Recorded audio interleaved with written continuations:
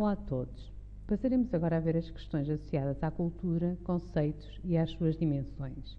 Então a primeira questão que se coloca é pensarmos, quando falamos em cultura, a que é que efetivamente nos referimos? E na maior parte dos casos, a abordagem que temos acaba por nos remeter para as questões da sociologia, portanto, cultura, os aspectos da sociedade humana que são aprendidos, que não são herdados, são partilhados de forma pela nossa sociedade, tomam possível a vida também em termos de cooperação e comunicação, formam um contexto comum em que os indivíduos de uma sociedade vivem as suas vidas e a cultura de uma sociedade acaba por englobar tanto os aspectos intangíveis, as crenças, as ideias, as normas e os valores, e os tangíveis, como os objetos, os símbolos ou a tecnologia que representam efetivamente esse conteúdo. No fundo, refere-se à forma como se vive num determinado local, numa determinada sociedade, em termos de pessoas e os grupos pertencentes efetivamente a essa sociedade. Há um autor, que é Schein, que nos faz referência à questão da cultura e a 3 níveis. Portanto, o nível mais invisível, que são as assunções básicas, aquilo que acaba por se referir comportamentos e crenças que são profundamente enraizadas na mente e na programação dos indivíduos, geralmente acabam por ser inconscientes, constituem a essência da cultura e geralmente estão muito bem integrados em toda a dinâmica da própria sociedade. Depois temos os valores e as normas que se referem às hierarquias de valores da cultura, os seus códigos de conduta, muito em termos das próprias normas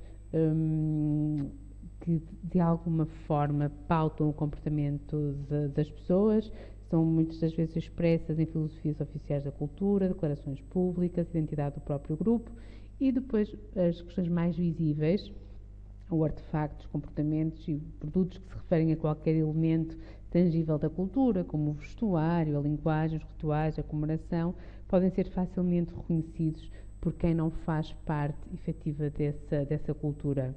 Portanto, quando falamos em cultura, fazemos referência a algumas características, o facto de ser funcional, o facto de ser aprendida, prescritiva relativamente ao próprio comportamento em termos das normas e dos valores, arbitrária de valores, identificam-se, as pessoas acabam por se identificar e acabam por se encontrar também algumas diferenças, distinguir os grupos, o que é que se deve fazer e o que é que não deve ser feito, um sistema comum em termos de significado, facilita a comunicação a longo prazo e satisfaz efetivamente a necessidade. Em termos de valores, os valores traduzem as situações ou estados desejados pelo indivíduo aos quais se atribui um estatuto modelo ou ideal, em função da qual orientamos os nossos comportamentos. E então, os valores acabam por refletir de alguma forma o que deve ser feito, como deve ser feito, a filosofia de vida, moral e ética, valores como integridade, respeito, lealdade, justiça, no fundo, os elementos que pautam o comportamento das pessoas. Depois temos as normas, que acabam por ser muitas das vezes formais e informais, que são as regras que traduzem os valores e que dizem o que deve ser feito e quando deve ser feito, e o não cumprimento das regras implica sanções que podem ser negativas numa perspectiva de evitarmos o comportamento e positivas numa tentativa de reforço do próprio comportamento. O processo de socialização, ou seja, tivemos a ver que a cultura é aprendida, então implica um processo de socialização que acaba por ser contínuo, dinâmico, por intermédio do qual os indivíduos interiorizam os elementos socioculturais do seu meio, integrando-os na estrutura da sua personalidade.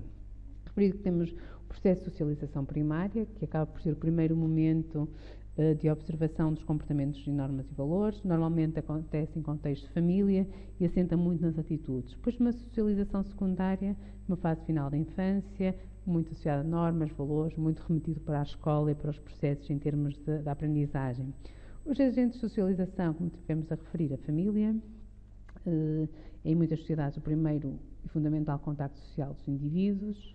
Os pares são grupos de indivíduos de idade aproximada, ligados por laços informais. A escola é a primeira organização que possibilita o contacto com as regras e com as normas formalmente definidas. Os meios de comunicação permitem o acesso a uma grande quantidade de informação. Os outros, como igrejas, clubes, sindicatos, organizações laborais. Depois falamos em diferentes níveis de cultura e estes diferentes níveis de cultura podem ser a nível nacional, regional, género, geracional, social e em alguns dos casos acabam por representar as subculturas, ou seja, pequenos grupos que se incluem dentro da cultura com características, normas específicas e que muitas das vezes acabam por corresponder a algumas minorias. Nas subculturas acontecem alguns padrões culturais relacionados com a cultura dominante na sociedade, distinguem-se pela manutenção de alguns padrões próprios, subculturas de estratos sociais, função de idade, por distribuição geográfica, algumas questões muito específicas em termos de níveis de cultura, por exemplo, em termos do país. Há conhecimentos e características que nós associamos a, por exemplo, valores e princípios que os portugueses, os ingleses, os americanos. Tenho aqui alguns exemplos que depois vos convido a verem no YouTube, os italianos e o resto dos europeus, em termos de comparar, que no fundo acabam por corresponder a estereótipos e ideias pré-concebidas que temos dos povos e das regiões. Depois, a nível mais regional, particularidades étnicas, religiosas ou linguísticas, o que é que isso significa, o que é que isso comunica efetivamente às outras pessoas. E depois o nível de cultura que assenta no género. A socialização do género compreende a aprendizagem dos papéis do género através dos fatores sociais, como a família e os meios de comunicação. Muitas das vezes nós dizemos como é que os homens se comportam, como é que as mulheres se comportam, e esta informação vai passando, efetivamente, de geração em geração e muito em termos da família. Estudos efetuados sobre a interação entre mãe e filho mostram diferenças de tratamento em relação a rapazes e raparigas, mesmo quando as próprias acham que não há efetivamente essa diferença. O género é muito mais do que aprender a comportar-se como rapaz ou rapariga, são algo com o qual vivemos diariamente. Tratamos estas diferenças no nosso cotidiano. A palavra sexo, uma distinção fisiológica ou biológica, é uma construção cultural, tendo em conta um conjunto de padrões de comportamentos que acabam por ser aprendidos.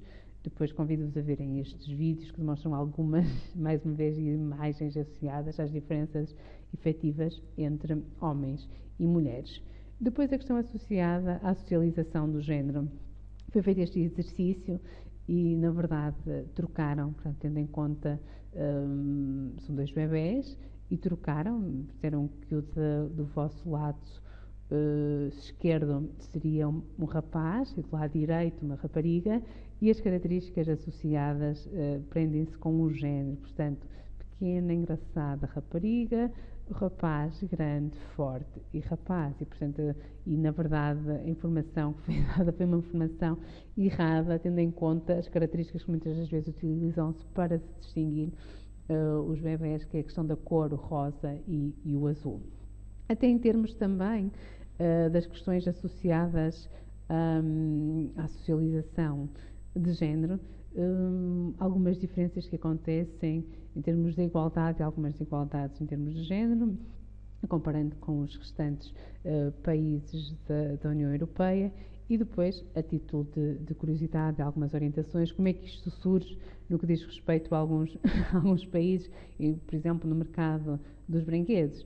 Em Portugal não será muito comum vermos este catálogo do Toys R Us, em que temos um rapaz a brincar com bonecas, efetivamente com o biberão, não acaba por não estar tão associado, a mesma imagem com o secador, portanto, com os castelos e com as princesas e com as imagens de cor-de-rosa, e o contrário também acaba por acontecer e por haver efetivamente alguns preconceitos a este nível. Por isso interessa ter em conta todas estas questões associadas à cultura, à subcultura, aos elementos da cultura, aos diferentes níveis de cultura que de alguma forma nos ajudam a percebermos melhor estes conceitos.